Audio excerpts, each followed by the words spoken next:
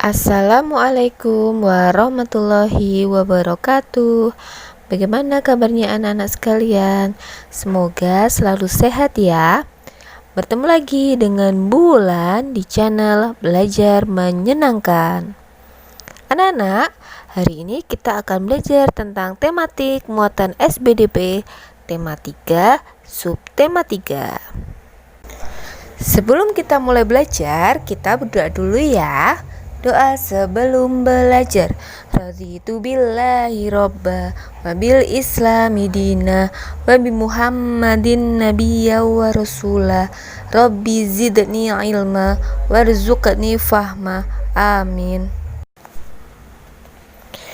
Hari ini kita akan belajar tentang salah satu karya seni rupa daerah, yaitu batik. Anak-anak, siapa yang tidak kenal sama batik? Ya, batik itu sangat terkenal ya. Hari ini kita akan belajar ciri-ciri, motif-motif batik Nusantara, alat dan bahan untuk membatik, dan lain sebagainya. Kita simak ya. Batik adalah kain bergambar yang dibuat khusus dengan menggunakan malam atau sejenis lilin khusus, dan pengolahannya diproses secara tertentu sesuai dengan ciri khas daerah masing-masing. Anak-anak, setiap karya seni batik itu mempunyai ciri-ciri sendiri loh. Apa saja sih ciri-cirinya?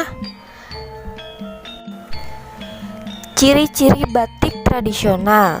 Yang pertama, coraknya memiliki makna simbolik. Umumnya bermotif ular, pagoda, geometris, dan barong. Warna cenderung gelap, yaitu hitam, coklat, kehitaman, atau putih. Serta motif batik merupakan ciri khas daerah asal. Sedangkan ciri-ciri batik modern yaitu coraknya tidak memiliki makna simbolik khusus, umumnya bermotif tumbuhan dan rangkaian bunga, warnanya cenderung bebas, bisa biru, merah, atau ungu. Motif batik bukan merupakan ciri khas dari daerah asal. Anak-anak, dalam membatik kita memerlukan bahan dan alat-alat khusus loh. Apa saja bahan dan alat tersebut? Yang pertama adalah kain. Kita bisa menggunakan kain mori, kain sutra, kain lurik, atau kain belaco. Bahan yang kedua yaitu malam. Malam atau lilin berfungsi untuk merintangi atau menghalangi warna yang masuk ke dalam motif yang diinginkan. Bahan utama malam dari sarang lebah dicampur dengan gondorekum, parafin, dan lemak nabati. Selanjutnya adalah pewarna. Pewarna ada dua anak-anak. Yang pertama ada pewarna alami. Biasanya bahannya terbuat dari tumbuhan. Contohnya kunyit, daun suji, buah naga, dan lain sebagainya. Sedangkan pewarna buatan itu biasanya terbuat dari bahan atau zat kimia yang dibuat oleh pabrik.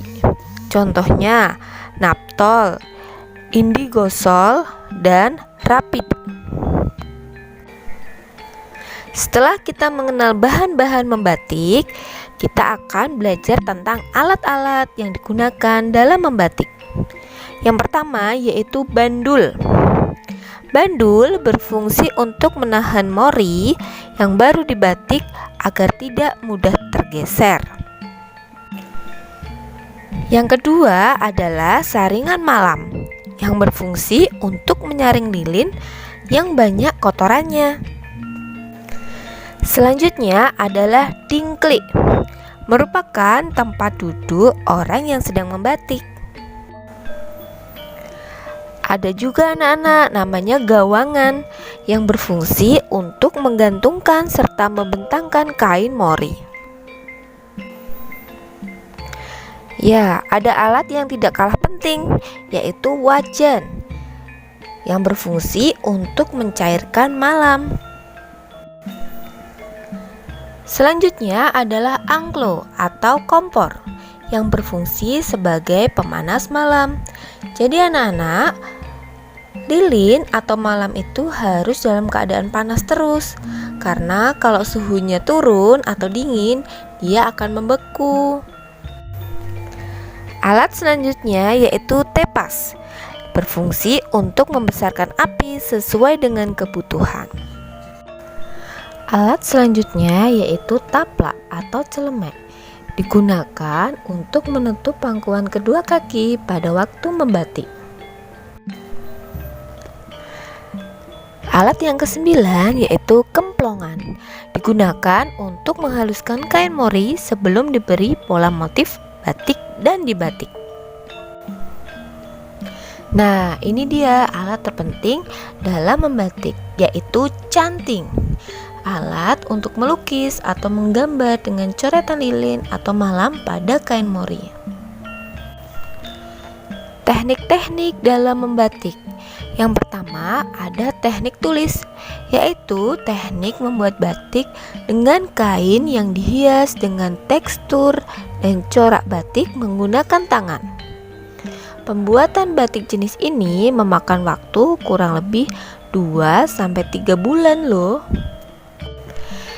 Yang kedua ada teknik cap, yaitu teknik menghias kain dengan tekstur dan corak batik yang dibentuk dengan cap.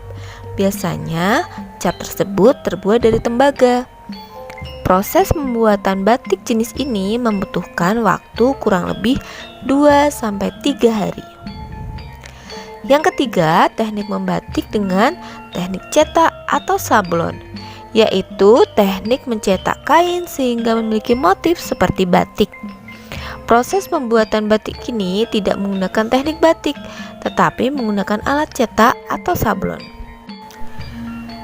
Anak-anak, ayo mengenal motif batik Nusantara sebagai identitas bangsa Indonesia. Ya, anak-anak, jalan-jalan kita yang pertama, kita akan mampir di kota Pekalongan. Kota Pekalongan adalah salah satu kota penghasil batik terbesar di Indonesia. Sampai-sampai kota Pekalongan dijuluki World's City of Batik. Lokasi pengrajin batik di Pekalongan antara lain di Tirto Village, di Kedungwoni, Sampangan Village, dan masih banyak yang lainnya. Tapi anak-anak, kalau kalian ingin belanja batiknya ada di International Batik Center, Pasar Grosir Setono, dan Pasar Banjarsari. Sekarang kita simak yuk apa saja motif-motif batik yang terkenal dari kota Pekalongan. Anak-anak, ini adalah motif-motif batik yang terkenal dari kota Pekalongan. Antara lain ada motif jelamprang dan motif sawat. Kota selanjutnya yang akan kita singgahi yaitu Kota Solo. Ya, Kota Solo juga merupakan salah satu daerah penghasil batik yang terkenal di dunia.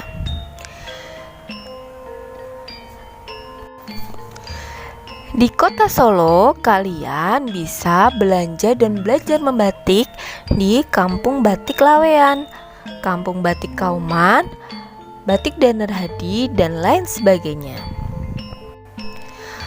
Motif-motif apa saja sih yang terkenal dari Kota Solo? Kita simak ya. Motif yang terkenal dari Kota Solo yaitu motif parang dan motif kawung.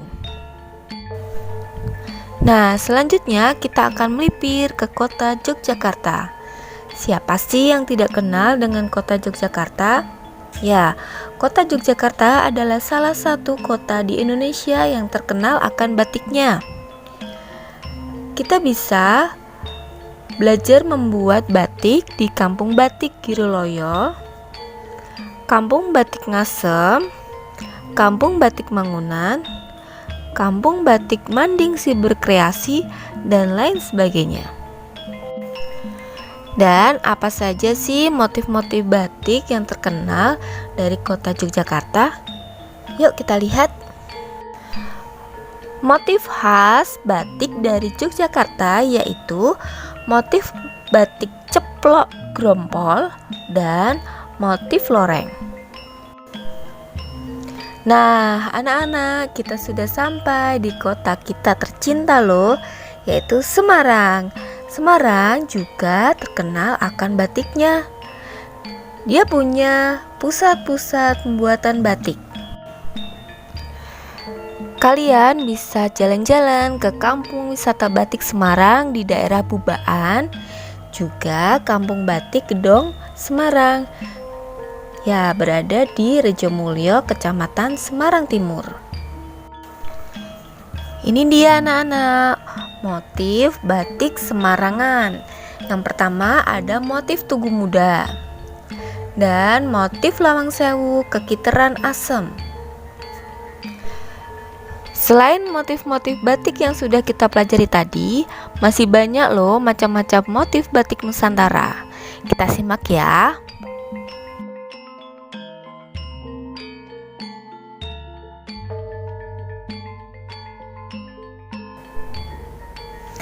Nah, anak-anak, sekian yang dapat Bulan sampaikan. Semoga video pada hari ini bermanfaat untuk kalian ya. Terima kasih sudah menonton di channel Belajar Menyenangkan. Sampai bertemu di video-video selanjutnya. Assalamualaikum warahmatullahi wabarakatuh. Bersenang-senanglah karena belajar itu menyenangkan.